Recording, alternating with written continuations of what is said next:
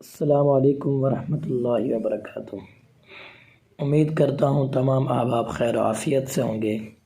دوستو، آج کل پورے پاکستان میں ہنگامہ کی سی کیفیت بنی ہوئی ہے، کیونکہ جہاں چیف جسٹس آف پاکستان نے طارق روڈ مسجد کو گرانے کا حکم دیا ہے، تو وہاں ملک پاکستان کے سیاسی اور مذہبی شخصیات نے مسجد کو گرانے کے حق میں نظر نہیں آ رہے۔ سپریم کورٹ آف پاکستان میں دوبارہ اپیل بھی کی گئی، لیکن سپریم کورٹ آف پاکستان نے اپیل کو مسترد کرتے ہوئے کہا کہ مسجد کو ہر حال میں گرایا جائے گا، کیونکہ یہ قبضے کی جگہ پر بنائی گئی ہے اور یہاں مسجد بنانا جائز نہیں ہے۔ اور وہیں ملک پاکستان کے جید علماء کرام نے مسجد کے گرانے کے فیصلے کو غلط قرار دیا۔ اسی جگہ وفاق المدارس کے سربراہ مفتی اعظم مفتی تقی عثمانی صاحب نے مسجد کے بارے میں فرمایا کہ طارق روڈ کی مدینہ مسجد کو شہید کر کے پارک بنانے کا حکم قطعی طور پر بلا جواز ہے، اور انہوں نے عدالت سے مطالبہ بھی کیا ہے کہ فوری طور پر اس پہ ریویو کیا جائے۔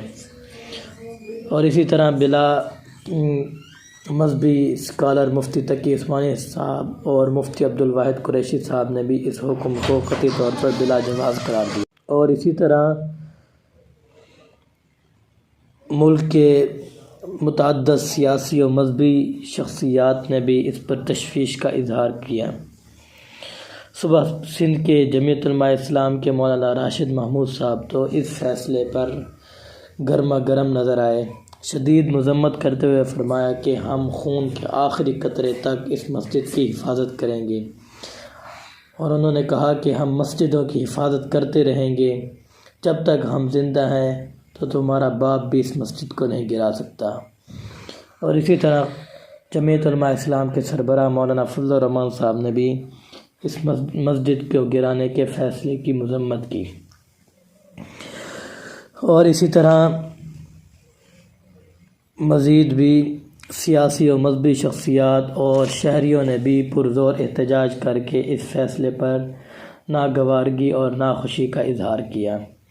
لہٰذا موجودہ حالات کے تناظر میں سپریم کورٹ آف پاکستان سے میں مطالبہ کرتا ہوں کہ جو ہمارا ملک لا الہ الا اللہ کے نام پر وجود میں آیا، اور اب اس ملک جو کلمہ کے نام پر وجود میں آیا ہے، اس میں مسجدوں کو گرا کر مسلمانوں کے جذبات کو مجروح نہ کیا جائے۔ لہٰذا براہ کرم آپ اپنا فیصلہ واپس لیں اور ملک میں مسجد کو گرا کر مزید ملک کو آگ میں نہ دھکیلیں۔ والسلام۔ اللہ تعالیٰ تمام مسلمانوں کی حفاظت فرمائے اور مساجد کی حفاظت فرمائے۔